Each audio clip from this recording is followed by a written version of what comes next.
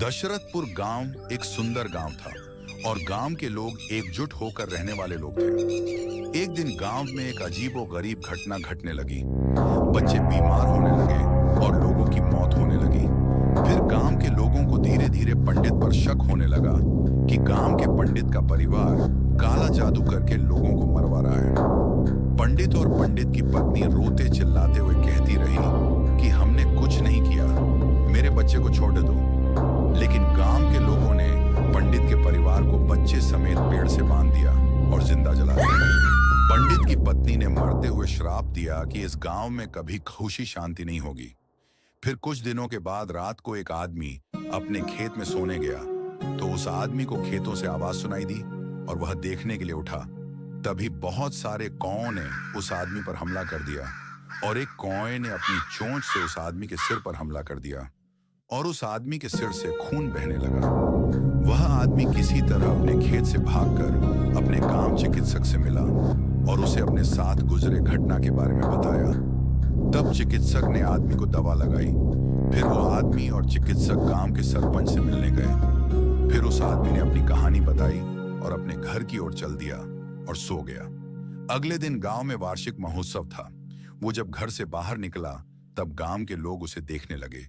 उसके चेहरे और सर पर फोड़े हो रखे थे और वो आदमी भागते हुए मंदिर के पास गया और वो आदमी खून की उल्टी करके मर गया। गांव के प्रसिद्ध पंडित ने ये देखकर पंडित ने कहा, गांव के ऊपर बहुत बड़ी मुसीबत आने वाली है, सभी लोग सावधान रहें और जब तक मैं न कहूं कोई भी गांव से बाहर न जाए। लेकिन उसी रात ये घटना देखकर दो प्रेमी गौ छोड़ने लगे। जब वे दोनों जंगल से भाग रहे थे तो एक पेड़ टूटकर लड़के पर गिर गया और उसकी मौत हो गई। ये देखकर लड़की चिल्लाते हुए भागने लगी। उसने देखा कि कुछ दूरी पर एक महिला चूल्हे पर खाना पका रही थी और लड़की उसकी तरफ दौड़ने लगी। जैसे ही लड़की ने महिला से पूछा, एक शेर आया और बगीचे से महिला को पकड़कर जंगल की तरफ भाग गया। ये देख लड़की चिल्लाई और अपने दोनों हाथ मुंह पर रखकर चुपचाप बिना कोई आवाज किए खुद को छिपा लिया और रोने लगी। जब लड़की को लगा कि सब ठीक है तो वह धीरे धीरे अपने गांव की तरफ चलने लगी। तभी सुअरों का एक झुंड दौड़ता हुआ आया और लड़की को रौंता हुआ चला गया।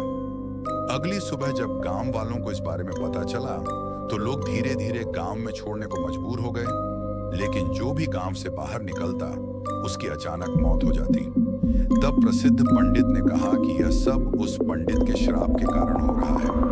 तुम गांव वालों ने बहुत बड़ा गलत काम किया है। तुम लोगों ने बिना जाने उन लोगों को मार डाला। अब वह किसी को नहीं छोड़ेगी। फिर पंडित की अचानक तबीयत खराब हो गई और रात होते होते उनकी भी मृत्यु हो जाती है। गांव के मुखिया ने अगली सुबह मंदिर के पास सभी गांव वालों को आने को कहा। अगली सुबह जब मुखिया आया तो एक आत्मा मुखिया के अंदर प्रवेश कर गई और सभी को घूरते हुए भारी आवाज में बोली, हमने आप सबका क्या बिगाड़ा था। अब सभी हैरान थे कि आखिर मुखिया को क्या हो गया और उसकी आवाज बहुत भयानक हो गई। अब मुखिया के अंदर की आत्मा बोली, तुमने मुझे, मेरे पति और मेरे प्यारे बच्चे को जिंदा जला दिया। हम निर्दोष थे लेकिन तुम लोगों ने मेरी बात पर विश्वास नहीं किया। तुम सबने बिना जाने इतनी बड़ी सजा दी। तुम लोगों ने बिना जाने हमें बेरहमी से मार डाला। उसके इतना कहते ही गांव के लोगों को समझ में आ गया कि यह वही पंडिताइन है जिसे हम गांव वालों ने जिंदा जला दिया था। वहां बैठे सभी लोग माफी मांगते हैं कि तभी मुखिया अपने हाथों से अपना गला काट लेता है। पंडिताइन दो आदमी को जमीन से उठाती है और हवा में ही गला घोंटकर मार डालती है और गांव के सभी लोग इधर उधर भागने लगते हैं। आग का एक घेरा गांव वालों को घेर लेता है और धीरे धीरे सभी गांव वाले आग में जलकर मर जाते हैं। कहते हैं कि आज भी उस गांव में कोई नहीं जाता और जो लोग उस गांव के पास से गुजरते हैं उन्हें हमेशा चीखने चिल्लाने की आवाजें सुनाई देती हैं।